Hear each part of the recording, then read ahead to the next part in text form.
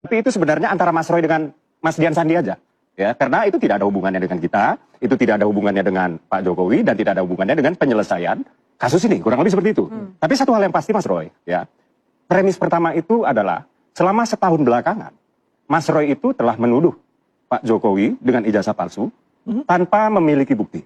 Jangankan memiliki, memegang ijazah Pak Jokowi aja, Mas Roy nggak pernah. Apakah saya betul, Mas Roy? Loh, tapi ada bukti siapa yang sekarang pernah lihat ijazah atau pegang bukti? Sampai terakhir kemarin dalam acara lalu tuduhan tersebut datangnya dari mana, Mas Roy? Iya, karena jelas ijazah yang tampilkan, bahkan ada orang namanya Andi Aswan. Ya saya sebut aja karena tadi udah dilaporkan. Ya, dia menunjukkan ini scan asli dari ternyata palsu juga. Nggak ada.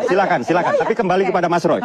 Karena Mas Roy merugikan reputasi orang lain. Enggak juga. Pertanyaan saya kemudian. Enggak juga. Kalau tuduhan Mas Roy itu datangnya dari mana? Enggak jelas kalau itu palsu. Buktinya apa? Analisisnya udah jelas. Enggak, buktinya apa? Apakah Mas Roy pernah memegang atau menguasai ijazah Pak Jokowi? Ini sesuatu yang sangat konyol atau sangat lama.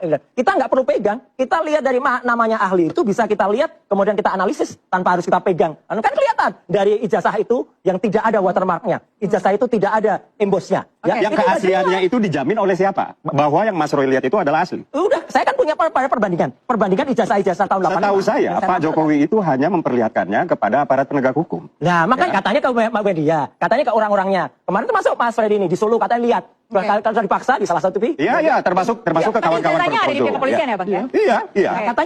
Jadi begini Pak Jokowi juga. Yang mana bohong? Sudah menganggap bahwa diskursus saya jelasin itu. Diskursus kita ini sudah tidak produktif. Ya, dan Pak Jokowi ingin menghentikan ini semua. Tunjukkan ijazahnya Di samping kerugian imaterial Pak Jokowi sendiri ya secara reputasi. Tapi bangsa ini ya sedang dimakan oleh kebodohan yang jahat. Karena kebohongan, karena sedang dimakan oleh kebodohan yang jahat yang sedang di-create oleh Mas Roy dan kawan-kawan.